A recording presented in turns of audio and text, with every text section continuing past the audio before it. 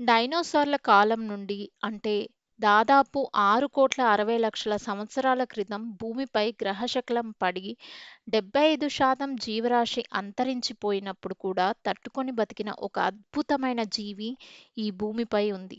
అదే leather back see turtle. ప్రపంచంలోనే అతిపెద్ద తాబేలు జాతి ఇది. వీటికి ఒక వింత అలవాటు ఉంది.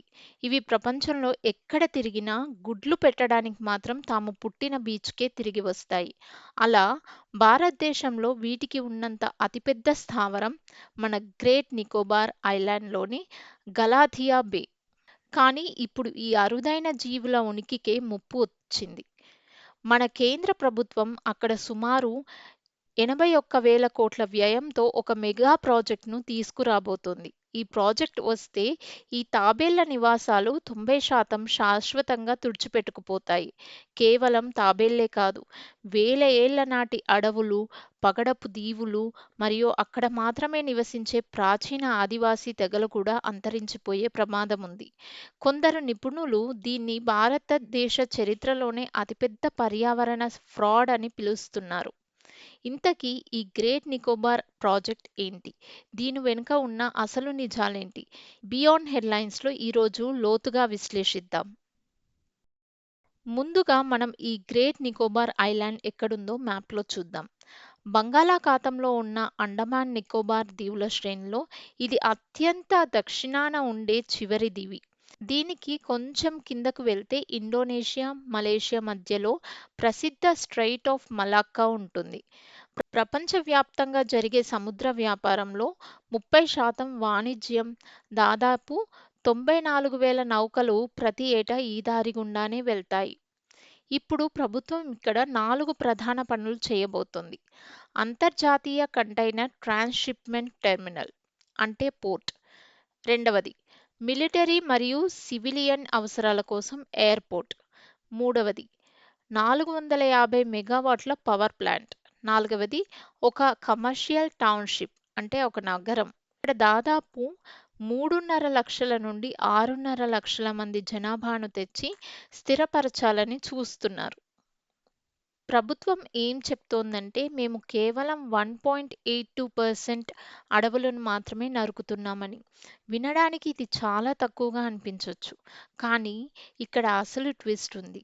ఆ 1.82% అనేది మొత్తం అండమాన్ నికోబార్ దీవుల వైశాల్యంతో పోల్చినప్పుడు కేవలం ఈ గ్రేట్ నికోబార్ ఐలాండ్ మటుకే తీసుకుంటే ఇది ఏకంగా 15% అడవిని తుడిచిపెట్టేస్తుంది. ప్రభుత్వ లెక్కల ప్రకారం 7 లక్షల చెట్లు నరుకుతారట. కానీ స్వతంత్ర పరిశోధకులు చెప్తున్న నిజం ఏంటంటే అక్కడ దాదాపు 1,00,00,000 చెట్లను నరకబోతున్నారు. ఇవి సాధారణ చెట్లు కావు.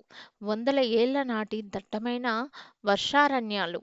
ఇవి సహజమైన ఎయిర్ కండిషనర్లలా పనిచేస్తూ అక్కడ ఉష్ణోగ్రతను తగ్గిస్తాయి.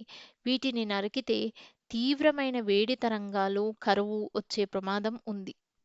అన్నిటికంటే దారుణమైన విషయం ఏంటంటే ఈ అడవుల్లో షాంపెన్ అనే అత్యంత అరుదైన ఆదివాసీ తెగ నివసిస్తోంది. 2011 జనాభా లెక్కల ప్రకారం వీరి సంఖ్య కేవలం కొన్ని వందల్లోనే ఉంది. వీరికి బాహ్య ప్రపంచంతో అస్సలు సంబంధాలు లేవు. ఇప్పుడు లక్షల మంది కొత్త వాళ్ళు అక్కడికి రావడం వల్ల బయటి సమాజం నుండి వచ్చే కొత్త రోగాలను తట్టుకునే రోగనిరోధక శక్తి ఈ ఆదివాసీలకు ఉండదు. ఐక్యరాజ్యసమితికి రాసిన లేఖల్లో నిపుణులు ఏమన్నారంటే ప్రాజెక్ట్ ఈ షాంపెన్ తెగను పూర్తిగా తుడిచిపెట్టేసే ఒక జెనోసైడ్ లాంటిదని హెచ్చరించారు. అడవులను నరకాలంటే అక్కడ ఉండే ఆదివాసీల, స్థానిక గ్రామ సభల అనుమతి తప్పనిసరి. కానీ ఇక్కడ జరిగిన గ్రామ సభలో ఒక్కరంటే ఒక్కరు కూడా ఆదివాసీ సభ్యుడు లేరు. సినిమా స్టైల్లో ఇక్కడ పెద్ద అక్రమమే జరిగింది. సాధారణంగా పర్యావరణ ప్రభావ అంచనా చేయడానికి నెలలు లేదా ఏళ్లు పడుతుంది. కానీ ఈ ప్రాజెక్ట్ కోసం కేవలం 6 నుండి 7 రోజుల్లోనే రిపోర్ట్ సిద్ధం చేసేశారు. ఇంకొక షాకింగ్ నిజం ఏంటంటే 2020లో ప్రభుత్వ మ్యాప్లలో ఈ ఐలాండ్ చుట్టూ పగడపు దీవులు ఉన్నట్టు చూపించారు. కానీ 2021 వచ్చేసరికి ఆ పగడపు దీవులను మ్యాప్ నుండి మాయం చేసేశారు. ఎందుకంటే అవి ఉంటే పర్యావరణ అనుమతులు రావు కాబట్టి. ఇంత నష్టం జరుగుతుంటే ప్రజలు ఎందుకు ఊరుకుంటున్నారు? ఎందుకంటే దీనిపై నేషనల్ సెక్యూరిటీ, దేశ రక్షణ అనే ముసుగు వేశారు. సోషల్ మీడియాలో ఒకటే ప్రచారం. ఈ ప్రాజెక్ట్ వస్తే స్ట్రెయిట్ ఆఫ్ మలాకాని ఇండియా బ్లాక్ చేసేస్తుంది, చైనా ఆట కట్టిస్తుంది అని. కానీ జాగ్రత్తగా గమనిస్తే మలాకా స్ట్రెయిట్ యొక్క అసలైన చోక్ పాయింట్స్ సింగపూర్, మలేషియా సరిహద్దుల్లో ఉన్నాయి. పాయింట్స్ అంటే ఇరుకైన మార్గాలుగా చెప్పుకోవచ్చు. గ్రేట్ నికోబార్ దానికి 200 నుండి 300 కిలోమీటర్ల దూరంలో విశాలమైన అండమాన్ సముద్రంలో ఉంది. విశాలమైన సముద్రాన్ని ఎవరూ మిస్సైళ్లతోనో, నౌకలతోనో అంత సులభంగా బ్లాక్ చేయలేరు. ఒకవేళ యుద్ధం లాంటి పరిస్థితి వచ్చి ఇండియా దాన్ని ఆపినా, చైనాకు మయన్మార్ పైప్లైన్స్, సిపిఇసి పాకిస్తాన్ మార్గం, central Asia roots, architect shipping roots వంటి ఎన్నో ప్రత్యామ్నాయ మార్గాలు ఉన్నాయి. దేశ రక్షణ కోసం నిఘా పెట్టడానికి ఆల్రెడీ అక్కడ మన నేవీ ఎయిర్ స్టేషన్ ఉంది. మరి దేశ రక్షణ కాకపోతే అసలు ఉద్దేశం ఏంటి? ప్రభుత్వ ప్రాజెక్ట్ ప్లాన్లో స్పష్టంగా రాసి ఉంది. అక్కడ కసినోలు, లగ్జరీ రిసార్ట్లు, అడ్వెంచర్ స్పోర్ట్స్, ఎంటర్టైన్మెంట్ జోన్లు కడుతున్నారని.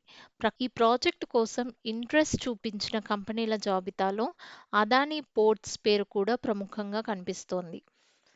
హస్దేవ్ అడవులు అయినా, ఈ నికోబార్ దీవులు అయినా పర్యావరణాన్ని, ఆదివాసీల ఉనికిని పణంగా పెట్టి కార్పొరేట్ మిత్రుల వ్యాపారాల కోసం దేశ సంపదను ధారపోస్తున్నారనే విమర్శలు ఇక్కడ నిజమనిపిస్తున్నాయి.